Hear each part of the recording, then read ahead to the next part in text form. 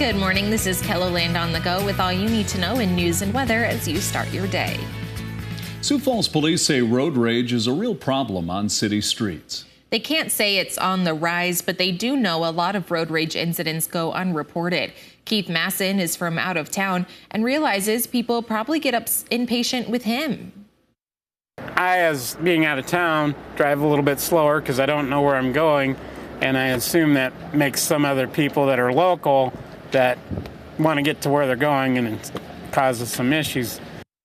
A 43-year-old Sioux Falls woman was arrested on assault and resisting arrest charges in connection with a road rage incident on Tuesday.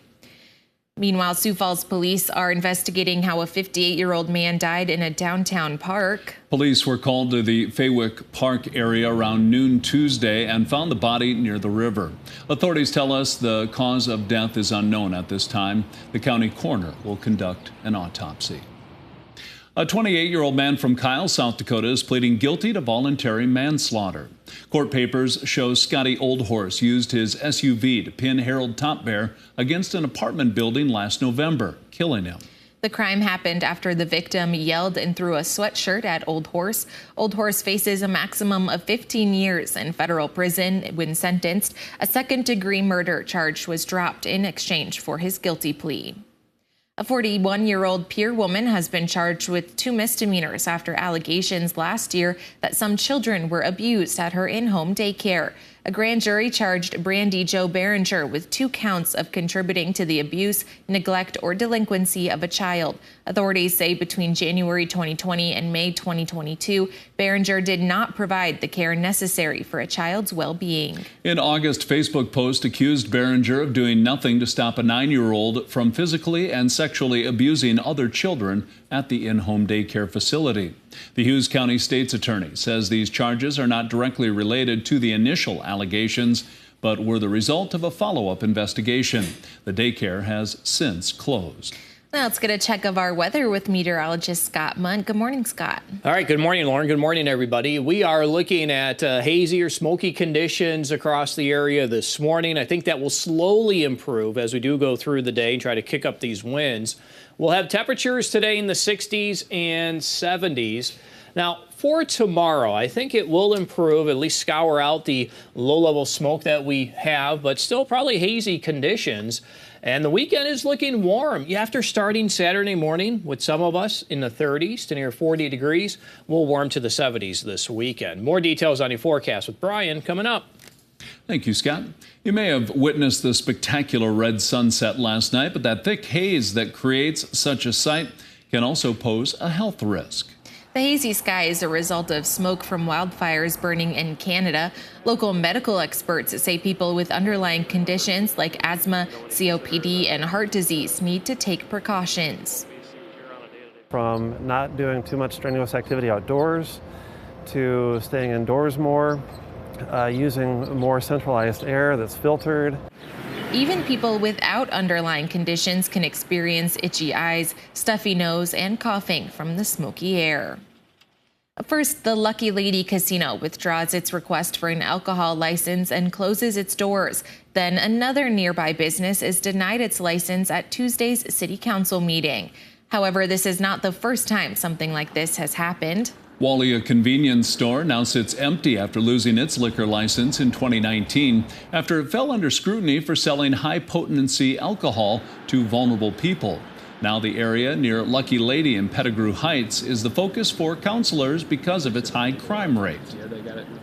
The precedent has been set. I think when it comes up again with a similar request, a similar answer will happen in that block and neighborhood. I just think at this time that's what it's going to take. That is my fear, that the problem just shifts to a different location and we haven't done anything to cure the root problem of what's going on. As for other businesses in the same area, Councillor Rich Mercoris said at Tuesday's meeting that they're looking at legal options to, quote, pull any other liquor or alcohol licenses sooner rather than later. Dawn Marie Johnson won election to the Sioux Falls School Board on Tuesday. She has a master's degree and 10 years experience in a classroom.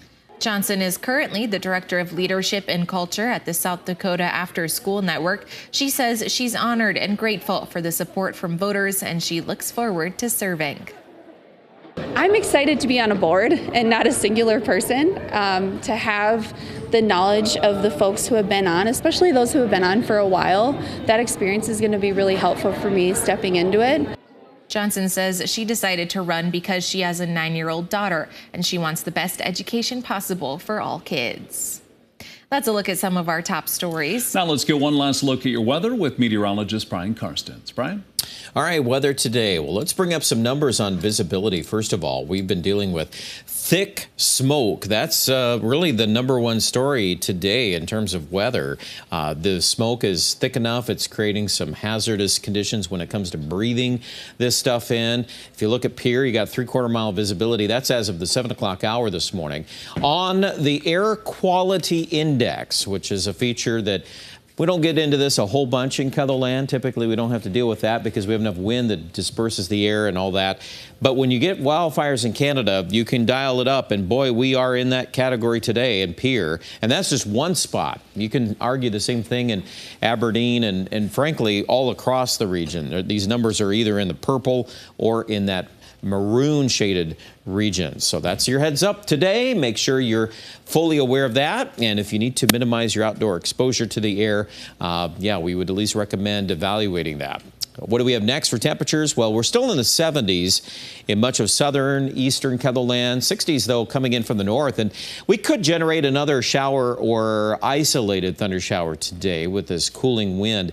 Tonight, we are really cooling down. Aberdeen and Pierre, we're looking and contemplating dropping the numbers on the lows just a little bit. Some of these hourlies are now coming in at 38. Tomorrow morning, Sioux Falls might even drop to the low 40s. And then look at this tomorrow, not warm at all east of the James Valley. Much of the day is going to be spent in the 50s. And with the wind out of the north, I would definitely argue that too. I'm going to feel pretty chilly. The hope is, though, the change in the weather tomorrow might scour out some of the smoke. So it's a little trade-off there in the forecast. Let's jump to the numbers here for today. 74 Mitchell, lots of haze, lots of smoke, top to bottom on the maps here, and winds generally favoring a northwesterly direction. Much of your 7 days dry through the weekend will start moderating into Saturday and Sunday. And next week, we start to look at maybe the possibility of a few scattered showers and thunderstorms by Tuesday and Wednesday. Aberdeen may also be looking at some scattered rain chances by that point. Overnight lows in the 40s. And you're looking at Pierre, central South Dakota, much of the time in the 80s. Saturday, Sunday, Monday, high of 83. And Rapid City in the west, we're looking at temperatures too, likely topping out in the 70s, much of the 7-day forecast. But we do introduce some scattered rain chances early next week. More coverage with the forecast and the smoke conditions online at Ketherland.com.